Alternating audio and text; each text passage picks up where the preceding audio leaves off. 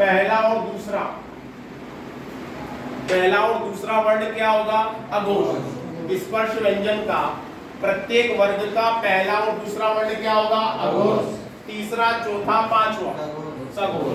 तीसरा, चौथा, पांचवा ये क्या होगा? सघोष। और अल्प प्राण महाप्राण याद करने हो स्पर्श व्यंजन में तो कैसे करोगे? स्पर्श व्यंजन के प्रत्येक वर्ग का 1 3 5 पहला वर्ण, तीसरा वर्ण, पांचवा वर्ण क्या होगा? अल्प प्राण। दूसरा और चौथा वर्ण महाप्राण।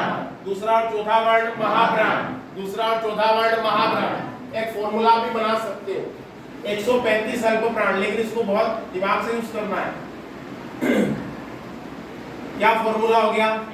135 महाप्राण स्पर्श व्यंजन।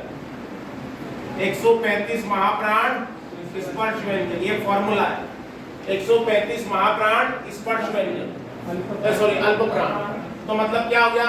स्पर्श व्यंजन का पहला वर्ण, तीसरा वर्ण और पांचवा वर्ण क्या होता है? अल्प प्राण। उसी प्रकार से इसको कैसे यूज करो?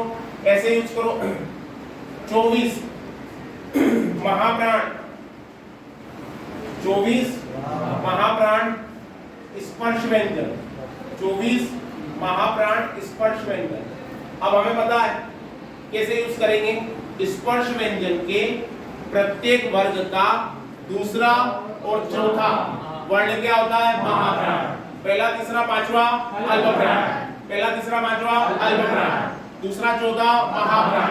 महाप्राण मतलब जिसके उच्चारण में शक्ति क्या लग रही है? ज्यादा।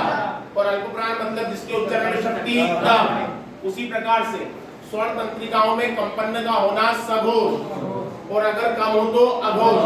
तो स्पर्श व्यंजन के प्रत्येक वर्ग का पहला और दूसरा अघोष और तीसरा, चौथा, पांचवा सघोष। इसको भी ऐसे बना सकते हो। कैसे बना सकते हो? 12 अघोष 12 अघोष स्पर्श व्यंजन। 12 अघोष स्पर्श व्यंजन। इसका मतलब ये नहीं है कि अघोष 12 होते हैं। स्पर्श व्यंजन के प्रत्येक वर्ग का पहला और दूसरा ये फॉर्मूला है। पहला और दूसरा ये भैया फॉर्मूला है। हमें यहाँ ध्यान रखना है कि ये अलग है। हम केवल उसको याद रखने के लिए बना रहे हैं। तो पहला और दूसरा वर्ण क्या होगा? अघोष। और हम इसको याद कर लें 3 4 5 प्रत्येक वर्ग का तीसरा, चौथा, पांचवा ये क्या कहलाएगा? सघोष। तो 345 सघोष कैसे व्यंजन?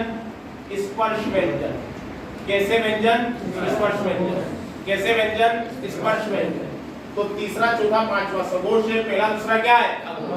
अब मैं कहूं द क्या है? सघोष। ध क्या है? ना क्या है?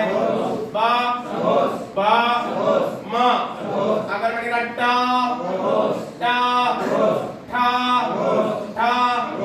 चा उसको ऐसे याद का खा अघोष। का खा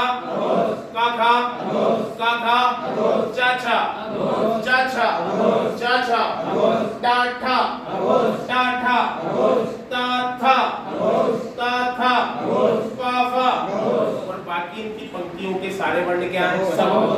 बाकी क्या है? सघोष। बाकी क्या है? सघोष। क्लियर? वैसे इसमें भी जो हम अंतःस्थ व्यंजन देखें